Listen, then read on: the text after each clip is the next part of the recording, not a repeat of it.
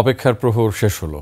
নভোযান ত্রুটিতে দীর্ঘ ৯ মাস মহাকাশ স্টেশনে আটকে থাকার পরে ফিরে এসেছেন দুই মার্কিন নভোচারী বুচ উইলমোর ও সুনিতা উইলিয়ামস।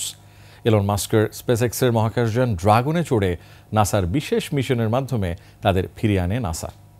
বিস্তারিত নাইম আহমেদের ডেস্ক রিপোর্টে।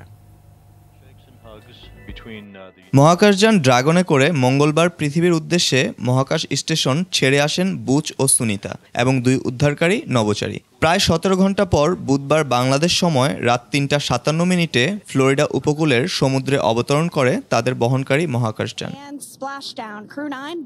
গত বছরের ৬ জুন এক সপ্তাহের মিশনে আন্তর্জাতিক মহাকাশ স্টেশনে যান বুচ ও সুনিতা, কিন্তু তাদের বহনকারী মহাকাশযান স্টারলাইনে ত্রুটি দেখা দিলে নিরাপত্তার কারণে তাদের ফিরিয়ে আনতে পারেনি নাসা।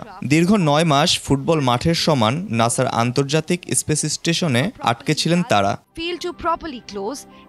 মহাকাশে আটকে থাকা প্রতিটা মুহূর্ত স্মৃতি হিসেবে আগলে রাখতে চান দুই নভোচারী। তারা জানায়, সবচেয়ে কঠিন ব্যাপার ছিল তারা জানতো না কবে পৃথিবী ও পরিবারের কাছে ফিরতে পারবেন তারা।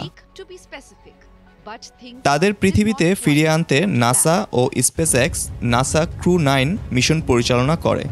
ওয়ালটন আবারো মিলিয়নিয়ার অফারে ওয়ালটন ফ্রিজ কিনে আপনিও হয়ে যেতে পারেন মিলিয়নিয়ার।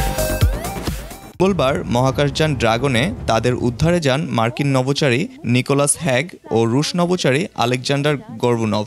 ১৭ ঘন্টা পর ফ্লোরিডার উপকূল থেকে প্রায় ৫০ মাইল দূরে সমুদ্রে নেমে আসে তাদের উদ্ধারকারী মহাকাশযান। বুচ ও সুনিতাকে নাসার হাউস্টনের জনসন স্পেস সেন্টারে নিয়মিত স্বাস্থ্য পরীক্ষার পর পরিবারের কাছে ফিরিয়ে দেওয়া হবে বলে জানিয়েছে নাসা। নাইম আহমেদ, ২১ টেলিভিশন।